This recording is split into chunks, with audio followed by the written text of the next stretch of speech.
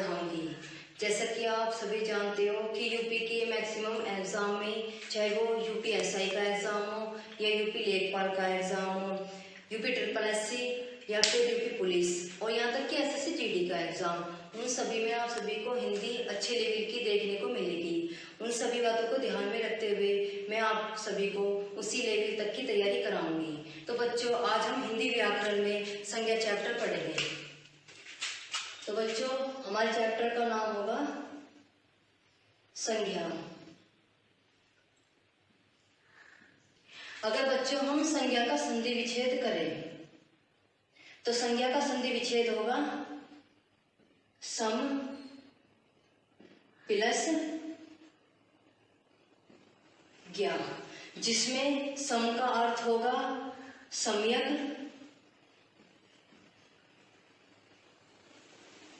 जबकि ज्ञा का अर्थ होगा ज्ञान। अर्थात संज्ञा का अर्थ होगा सम्यक,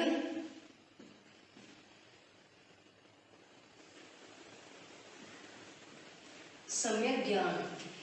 अब आप बच्चों को कंफ्यूजन होगा मैक्सिमम को कि सम्यक ज्ञान क्या होता है। इसे हम दूसरे शब्दों में कह सकते हैं कि सम्यक ज्ञान को कि पूर्ण ज्ञान। क्या कह सकते हैं बच्चों हम इसे? पूर्ण ज्ञान।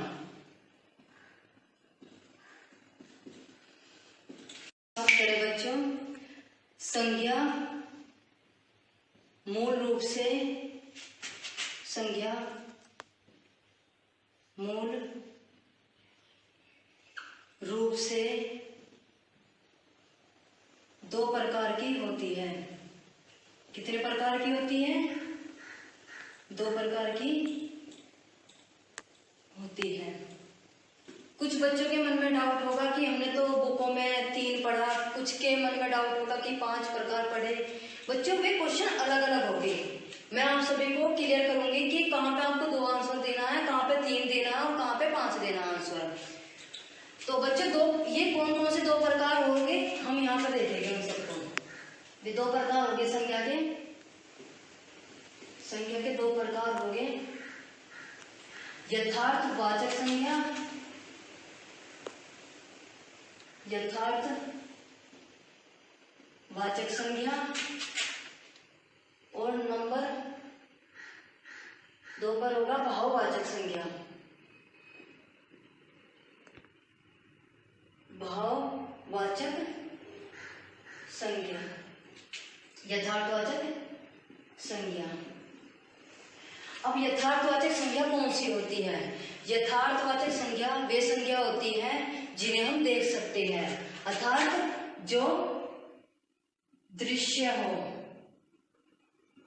और जबकि भाववाचक संज्ञा वे होगी जिन्हें हम देख नहीं सकते, अर्थात अदृश्य हो,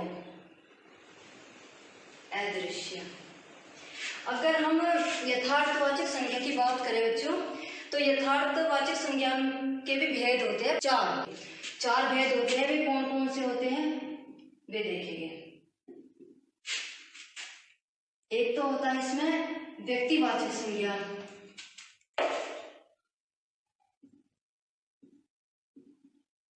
व्यक्तिवाचक संज्ञा। सेकंड होगा जाति वाचक संज्ञा। थर्ड होगा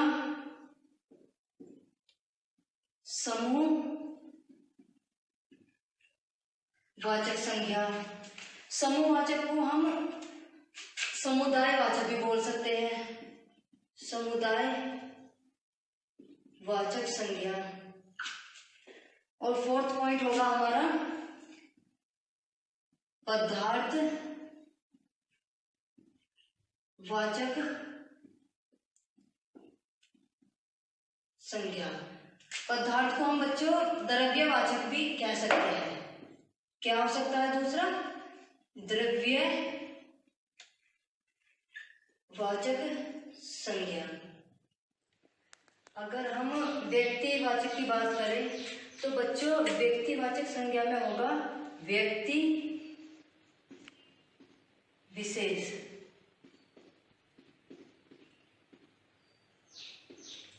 जबकि अगर हम जातिवाचक संज्ञा की बात करें तो जातिवाचक संज्ञा में होगा वर्ग को दर्शाएगा।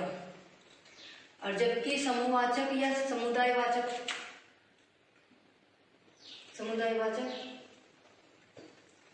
यह संगठन हो या फिर दल हो या सेना, कक्षा आदि इसी के अंतर्गत आएंगे। जबकि पदार्थवाचक हो या द्रव्यवाचक, इन सभी में घी, तेल, सोना और लकड़ी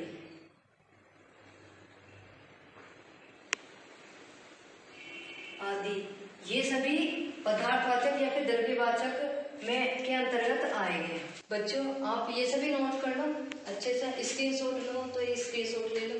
जैसा कि आप सभी को पता है, अभी कुछ बच्चों के मन में कंफ्यूजन था कि संज्ञा के तो हमने 3 भेद पढ़े थे, कुछ के मन में था कि 4, किसी के मन में 5। तो बच्चों मैं आप सभी का वो डाउट क्लियर कर देती हूँ। अगर बच्चों बात संज्ञा के भेद की करें कि संज्ञा मूल रूप से कितने प्रकार की होती है, संज्ञा मूल रूप से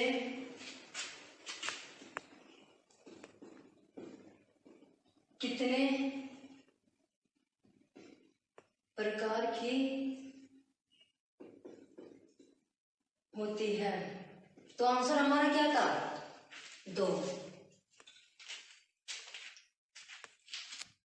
प्राचीन हिंदी की बात करें, प्राचीन हिंदी में संज्ञा कितने प्रकार की होती है? तो बच्चे कितने प्रकार की होती है? 5 प्रकार की। अगर हम आधुनिक की बात करें, आधुनिक वह होता है जो वर्तमान में चल रहा है। अगर आधुनिक हिंदी में संज्ञा कितने प्रकार की होती है? तो बच्चों आंसर होगा 3। अब क्वेश्चन क्लियर हो रहे हैं क्या आपके? अगर प्राचीन हिंदी में संज्ञा के प्रकार की बात करें तो वह बच्चों 5 प्रकार के होते हैं, जिसमें यथार्थवाचक संज्ञा प्लस भाववाचक संज्ञा। और आप सभी जानते हो कि जो मैंने ये जो मूल रूप से संज्ञा दिखाई थी ना, उसमें जो मैंने आपको 2 इसके प्रकार बताए थे, जिसमें एक था यथार्थवाचक, एक था भाववाचक। इन दोनों की तो मिला के 2 बने थे मूल रूप, और जबकि ये 5 कहां से बनेगा आप खुद सोचो।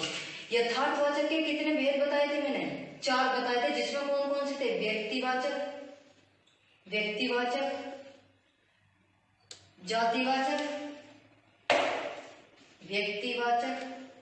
जातिवाचक संज्ञा,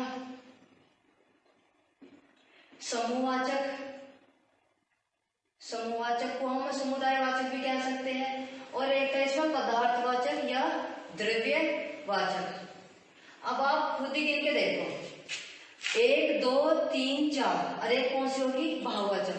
टोटल कितनी होगी? 5। तो इसलिए हम कह सकते हैं कि प्राचीन हिंदी में संज्ञा के कितने प्रकार हो सकते हैं? तो कितने होंगे? 5, क्योंकि यथार्थवाचक के 3 4 और 1 प्लस 1 भाववाचक, तो टोटल मिलाकर 5। इसीलिए कहा जाता है कि प्राचीन हिंदी में संज्ञा के 5 प्रकार होते हैं। तो बच्चों इसमें सिर्फ लैंग्वेज का ही अंतर है, आपको वो समझनी है कि लैंग्वेज क्या कह रही है, उसी के अकॉर्डिंग आपको आंसर देना है। अगर आधुनिक की बात करें, आधुनिक हिंदी में संज्ञा के कितने प्रकार होते हैं? तो वह कितने होते हैं? 3। कौन कौन से होते हैं? व्यक्तिवाचक संज्ञा,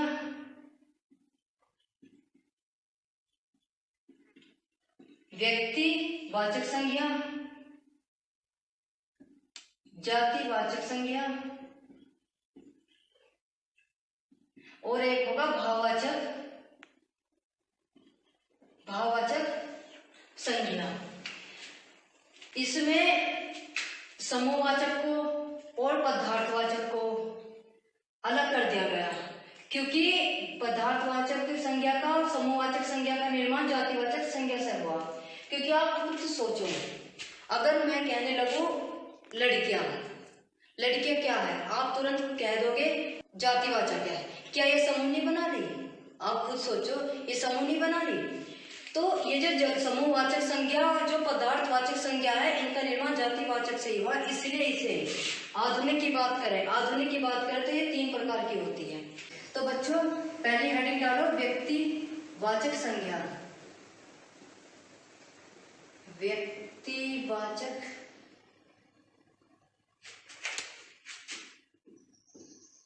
संज्ञा।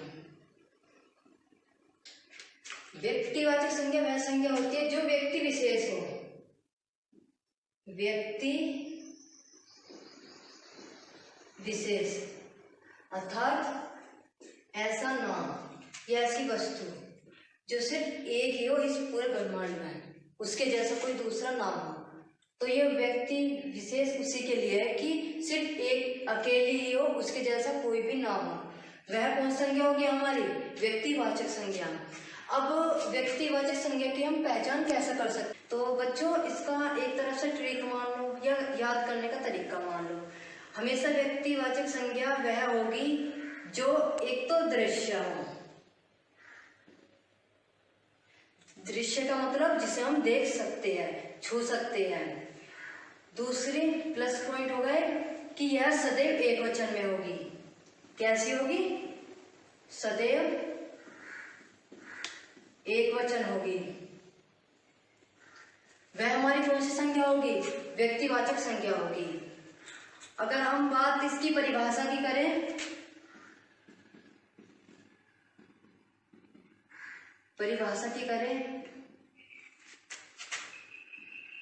जो संज्ञा किसी वस्तु, स्थान या व्यक्ति के बारे में विशिष्ट नाम वह नाम होता है कि जो सिर्फ एक के लिए हो, उसके जैसा कोई भी नाम ना हो, सिर्फ उसी के बारे में जानकारी देता हो, उसे हम कौन सी संज्ञा कहेंगे? व्यक्तिवाचक संज्ञा। अब आपको मैंने बताया कि व्यक्तिवाचक संज्ञा की पहचान आप कैसे कर सकते हो। जो दृश्य हो, जिसे हम देख सकते हैं, प्लस वह सदैव एक वचन में हो, जिसका बहुवचन नहीं बनाया जा सकता, उसे हम व्यक्तिवाचक संज्ञा कहेंगे। आप कोई भी एग्जाम्पल ले लो। जैसे मैंने एग्जाम्पल ले लिया श्री कृष्ण। क्या यह नाम विशिष्ट है? क्या इनके जैसा और भी कोई है संसार में? बताओ। क्या श्री कृष्ण दृश्य है दृश्य। अब आप ये मत कहने लगना कि हमने तो इन्हें देखा ही नहीं। लेकिन आपसे जो पूर्वज थे उन्होंने तो देखा होगा कभी। यह दृश्य थे। क्या इनका बहुवचन बनाया जा सकता है? क्या श्री कृष्ण कर दोगे? नहीं कर सकते। तो यह दृश्य है प्लस एक वचन है, तो यह कौन सी संज्ञा होगी? यह व्यक्तिवाचक संज्ञा होगी। कोई भी एग्जाम्पल ले लो आप। मैं अपने पास से एक एग्जाम्पल ले लूं। जैसे मैंने ले लिया एग्जाम्पल राम, दिनों के नाम, तीनों के नाम। फॉर एग्जाम्पल जैसे सोमवार, मंगलवार,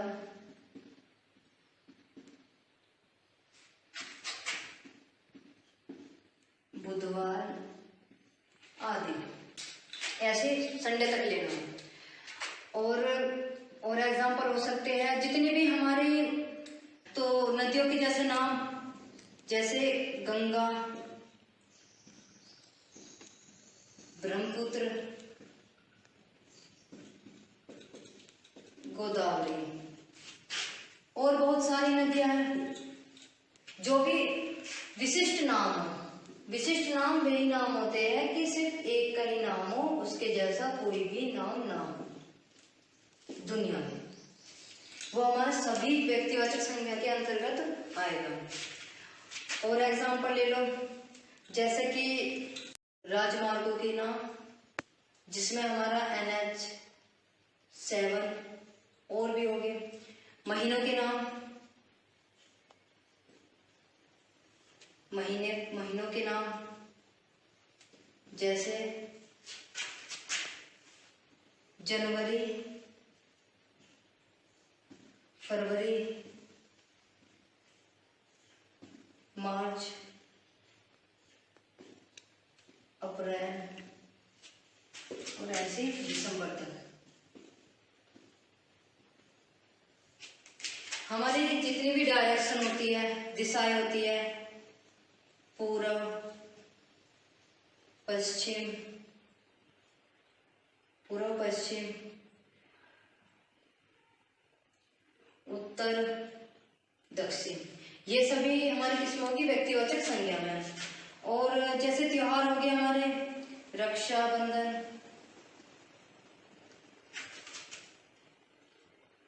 रक्षाबंधन, दीपावली, होली। और कंट्रियों के नाम भी हो सकते हैं, देश के नाम।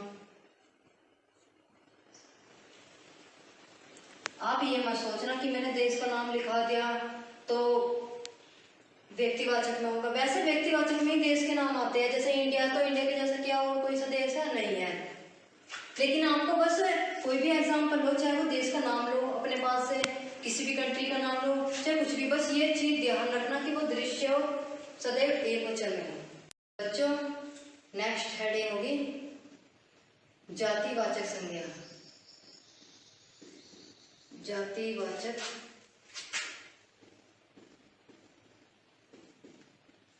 संज्ञा। जातिवाचक संज्ञा कौन सी संज्ञा होती है बच्चों? जातिवाचक संज्ञा वह संज्ञा होती है जो दृश्य हो, जो देखी जाए, प्लस बहुवचन होनी चाहिए। क्या? जो दृश्य हो प्लस बहुवचन हो, वह हमारी कौन सी संज्ञा होगी? जातिवाचक संज्ञा। अगर जातिवाचक संज्ञा की बात करें, जातिवाचक संज्ञा वह संज्ञा होगी जो किसी व्यक्ति, वस्तु, स्थान, वर्ग और समूह आदि का बोध कराती है, उसे हम क्या बोलेंगे? जातिवाचक संज्ञा। जातिवाचक संज्ञा से ही हमारे समूहवाचक और पदार्थवाचक संज्ञा का निर्माण हुआ। और देखो आप सभी, खुद डेफिनेशन में भी यही है कि जो किसी वर्ग और समूह आदि का बोध कराती है वो हमारी जातिवाचक संज्ञा हो। बस आपको याद रखना है कि जातिवाचक संज्ञा हमेशा दृश्य होनी चाहिए, प्लस बहुवचन, दृश्य हो प्लस बहुवचन हो। जबकि व्यक्तिवाचक संज्ञा में क्या पढ़ा था हमने कि वह दृश्य तो हो पर एक वचन होनी चाहिए। इसके एग्जाम्पल देख लो, मैं एग्जाम्पल सड़क ही ले लूं। क्या सड़क दृश्य होगी? बिल्कुल होगी। प्लस क्या इसका बहुवचन बनाया जा सकता है? बनाया जा सकता है। सड़क को हम सड़कें भी कहते हैं। तो ये सब बात इसमें मिल रही है, तो इसीलिए सड़क क्या होगा? जातिवाचक संज्ञा। अब आप कोई भी एग्जाम्पल ले लो, जैसे कि हम एग्जाम्पल लेते हैं लड़के, लड़कियां, पर्वत, पहाड़, नदियां और हमारी प्राकृतिक आपदाएं।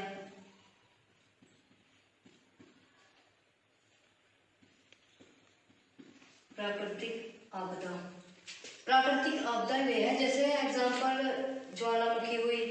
जब तक कि ज्वालामुखी के नाम न दिए हुए हो आपको, वे हमारी क्या होगी? जातिवाचक। अगर हमारे ज्वालामुखी का नाम दे दिया गया, फॉर एग्जाम्पल जैसा इक्वाडोर का कोटापेक्स है, ज्वालामुखी है, उसका नाम दिया हुआ है, तो वो किस में जाएगा? वो जाएगा व्यक्तिवाचक संज्ञा में।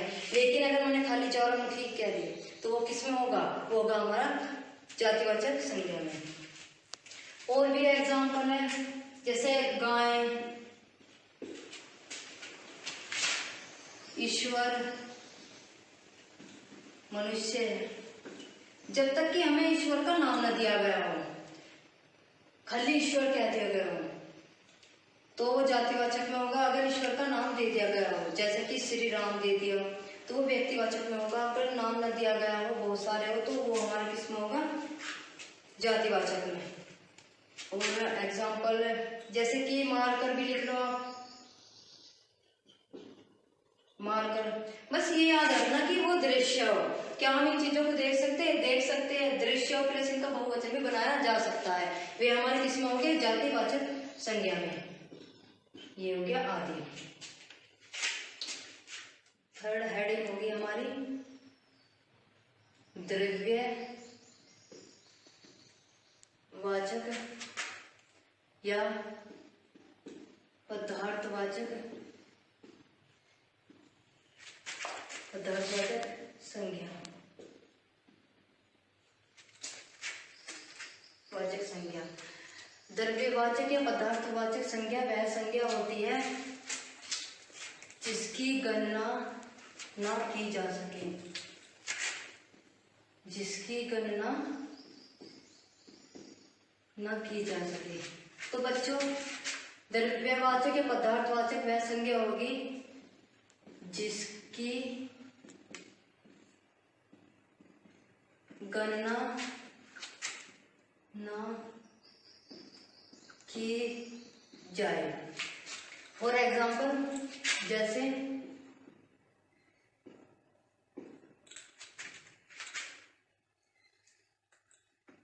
सोना,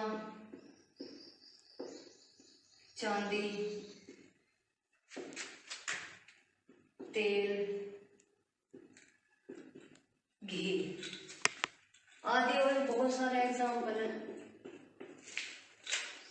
बच्चों, अगर हम बात द्रव्यवाचक की करें, एक तो होता है द्रव्य, एक होता है द्रव। इनमें क्या अंतर होता है?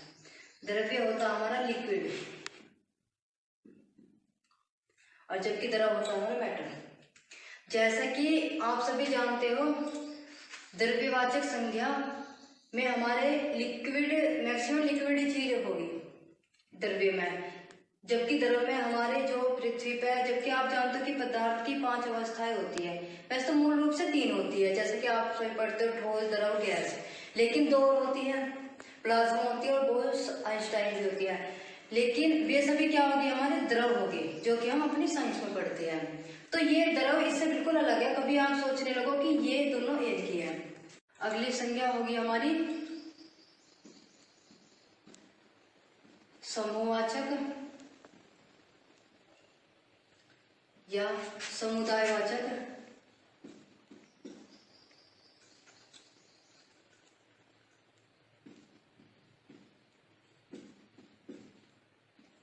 समूहवाचक या समुदायवाचक संज्ञा, ये वह संज्ञा होती है जिनकी हम गणना कर सकते हैं,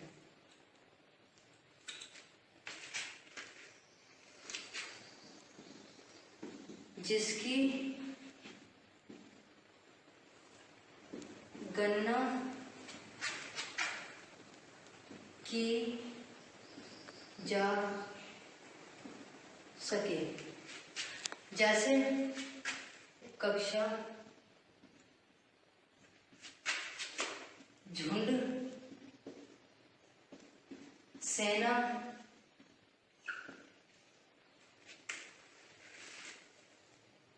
संगठन,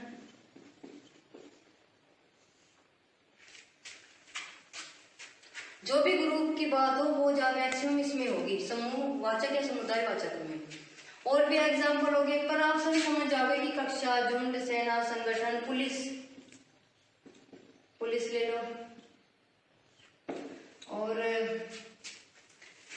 और भी एग्जाम्पल आदि।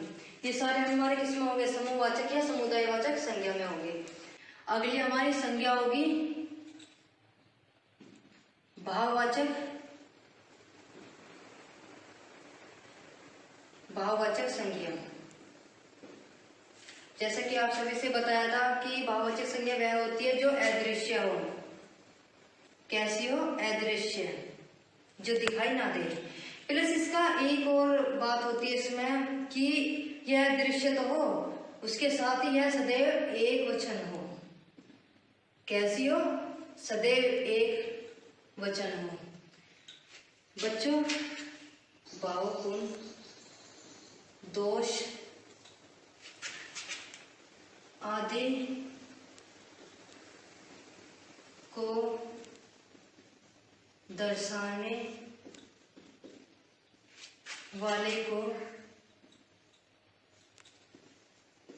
भाववाचक संज्ञा कहते हैं। इसकी डेफिनेशन क्या होगी, परिभाषा क्या होगी बच्चों? यह है परिभाषा। परिभाषा, जो भाव गुण दोष आदि को दर्शाते हो उन्हें भाववाचक संज्ञा कहते हैं। फॉर एग्जाम्पल, आप हवा ले लो। एग्जाम्पल में, क्या हवा को हम देख सकते हैं? नहीं देख सकते। और वैसे भी आप खुद सोचो, मैंने बोला था कि अदृश्य होना चाहिए, कि जिसे हम देख ना सके और ना ही हम उसका बहुवचन बना सके। वह हमारी किस में होगी? भाववाचक संज्ञा में। हवा अगर हम एग्जाम्पल ले तो क्या हम उसे देख सकते? नहीं देख सकते। प्लस उसका बहुवचन भी नहीं बनाया जा सकता। उन्हें हम भाववाचक संज्ञा कह सकते हैं। भाववाचक संज्ञा, इसके हम उदाहरण देखेंगे। क्या देखेंगे? उदाहरण। इसके उदाहरण होंगे जैसे क्रोध, प्यार, ईमानदारी और लोकतंत्र, चिकित्सा, तपस्या, ठगी, चोरी, डकैती,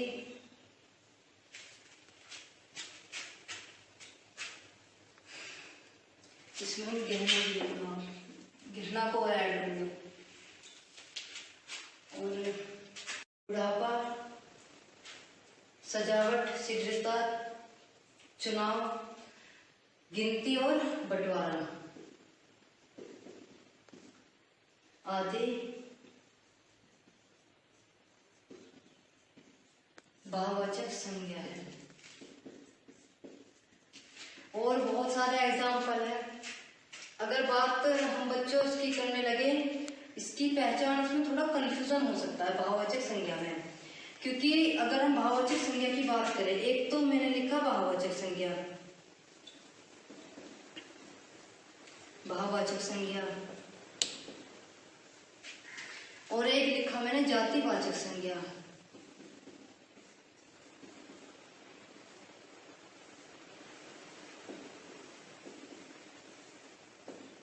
इनकी एक और पहचान करना आप। संज्ञा वह संज्ञा होगी जो अदृश्य प्लस एक वचन है। जातिवाचक संज्ञा हमें पता कैसे पड़ेगा कि जातिवाचक, कुछ ऐसे वर्ड होते हैं कि हमें आइडिया नहीं हो पाता कि वो जाति में होगा या भाववाचक में होगा। तो इन चीजों से आपको वो ही क्लियर होगा डाउट। लेकिन अगर जातिवाचक की बात करें, ये दृश्य तो होता है, प्लस हम इसे अदृश्य भी कह सकते हैं। कुछ हमारे होते हैं एग्जाम्पल कि हमें पता नहीं होता कि वो हो गए क्या, जाति हो गया, भाववाचक हो गए। ये दृश्य है। दृश्य प्लस अगर बहुवचन हो, बहुवचन हो तो जातिवाचक में होंगे। थर्ड पॉइंट होगा व्यक्तिवाचक का। ये साथ के साथ आपका डाउट क्लियर हो जाएगा कि इनसे ही आपके सारे एग्जाम्पल क्लियर हो गए। कोई सा भी एग्जाम्पल ले लेना। ये दृश्य हो गए प्लस एक वचन। अगर मैं एग्जाम्पल अपने पास से लूं, अगर हम भावना लें तो भावना हमारा अदृश्य होगा। कैसा होगा? अदृश्य होगा। प्लस क्या होगा? एक वचन। एक वचन। लेकिन अगर हम यहाँ पर ले, ये भावनाएं आ गया, अब एक वचन तो है नहीं, बहुवचन दे रखा, लेकिन ये अदृश्य है, लेकिन इसका क्या बनाया गया, बहुवचन। तो बच्चों हम इससे जातिवाचक मिलेंगे और इससे हम भाववाचक में। भावनाएं हो एग्जाम्पल में, उसे वो अदृश्य है, लेकिन अगर उसका बहुवचन बनाया गया तो वो जातिवाचक संज्ञा में होगा। आप ये मत कर देना कि आप उसे भावना को, वो आप खुद ध्यान से देखो, मैंने लिखा भावना, भावना अदृश्य है और उसका एक वचन है तो वो भाववाचक संज्ञा में है, लेकिन अगर भावनाएं आ जाए तो उसका बहुवचन बनाया गया तो वो अदृश्य है, तो वो किस में पहुंच जाएगी, जातिवाचक में। हम और एग्जाम्पल देखेंगे, आपको फिर कंफ्यूजन आपका क्लियर हो जाएगा कि कहाँ पे जातिवाचक है, और इसी मेथड से करेंगे, इसी से ही करेंगे, कुछ भी एग्जाम्पल ले लेंगे आप।